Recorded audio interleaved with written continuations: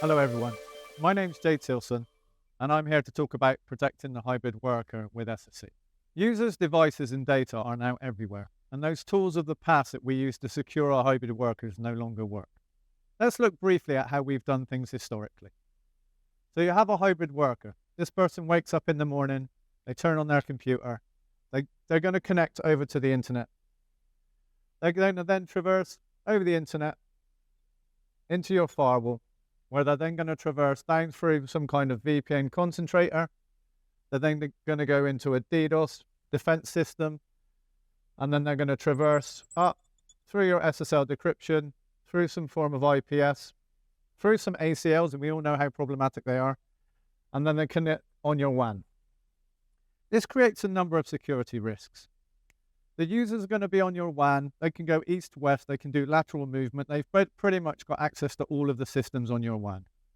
Then if they need to connect into some cloud-based applications such as AWS, Azure, or GCP, they're going to traverse over the VPN that you've got configured into those. So they're going to need to come into your network to get contact with these cloud-based solutions. Additional to that, you've got ports open on your firewall, both inbound and outbound, and that creates a security risk. And also, if this hybrid worker needs to get access into a SaaS application, such as Salesforce, they're going to need to traverse, again, the same route, but they will then go back out to go up to the SaaS platform.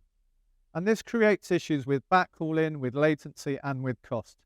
So you've got all of these on-premise solutions. They all need feeding, watering, they all need maintaining, they all need looking after, and that adds complexity and cost, and also significant security risk. And there's a better way of doing this with SSE. So here we have SSE, Security Service Edge. Security Service Edge combines with SD-WAN to create SASE, a Gartner architecture. So SSE is based on the concept of zero trust. And many companies see SSE as the first starting point for their zero trust journey.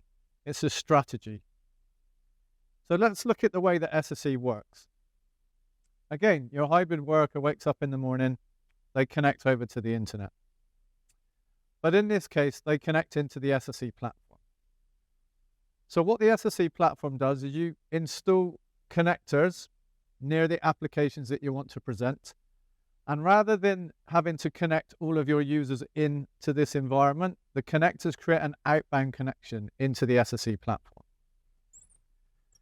This means there are no firewall requirements here. It's only outbound connections, and there are no inbound connections. And then if we look at it from a zero trust network access point of view, a ZTNA point of view, the users need to connect into applications. So they connect into the cloud. They are then brokered. Those connections are checked against posture. And if the user passes posture checks and authentication, they are then connected into applications, either, as I said, on-prem or into the cloud. Therefore, they are not connected onto the network. There is no risk that there's any lateral movement. They cannot go east or west. And then if we look at it from a SWG point of view, a secure web gateway point of view, this user no longer needs to be backhauled onto the data center to get access to SaaS applications or to the internet. They can connect directly into the SaaS applications. That reduces the requirement for bandwidth, it reduces latency, and it also reduces that backhauling that we've done historically. If you can combine the secure web gateway with a CASB, Cloud Access Security Broker, or a DLP, data loss prevention system, all in a single platform, then you can control access to SaaS applications, you can control access to cloud applications and to the internet. So you can be protected against malware and ransomware. So this is the future, and this is how we should be doing things moving forward. Thanks for listening today. I hope you've enjoyed it as much as I have. Please go ahead and visit our website for any further information.